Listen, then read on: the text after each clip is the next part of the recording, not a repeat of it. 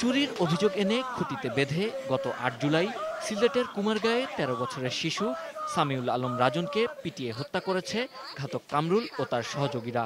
Mobile ফোনে ধারণ করা এই নির্মম নির্যাতনের ভিডিও ইন্টারনেট ও গণমাধ্যমে ফলো করে প্রচারিত হয়। দেশব্যাপী শুরু হয় তোলপাড়। রাজনকে হত্যার পর সিলেটের কয়েকজন পুলিশ কর্মকর্তার গাফিলতির কারণে সৌদি আরব পালিয়ে যায় কামরুল ইসলাম। এরপর কামরুলকে ফেরাতে ইন্টারপোলের কাছে রেড নোটিশ পাঠায় বাংলাদেশ পুলিশ। কামরুলকে আনতে পুলিশ সদর দপ্তরের অতিরিক্ত পুলিশ সুপার মাহবুবুল করিম সহ পুলিশের ৩ ঊর্ধ্বতন কর্মকর্তা গত সোমবার রিয়াদে যান। স্বরাষ্ট্র মন্ত্রণালয় কামরুলকে ফেরাতে পররাষ্ট্র মন্ত্রণালয়ের মাধ্যমে অনুরোধ করলে সৌদি কর্তৃপক্ষ তাতে সম্মত হয়।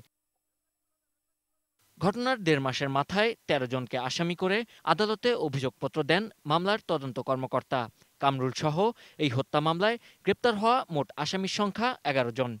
ইন্টারপোলের মাধ্যমে আমরা যে কোনো দেশের ইন্টারপোলের যদি সহযোগিতা থাকে পারস্পরিক, সেই সহযোগিতার ক্ষেত্রটা আমরা নিতে পারি এবং সেই সুযোগটাই নিয়েছি। হত্যার ঘটনায় কামরুলের ভাই শামীম আহমেদ ও পাভেল আহমেদ নামে ২ জন এখনও পলাতক। Sabbir Ahmed, ATN news, Dhaka.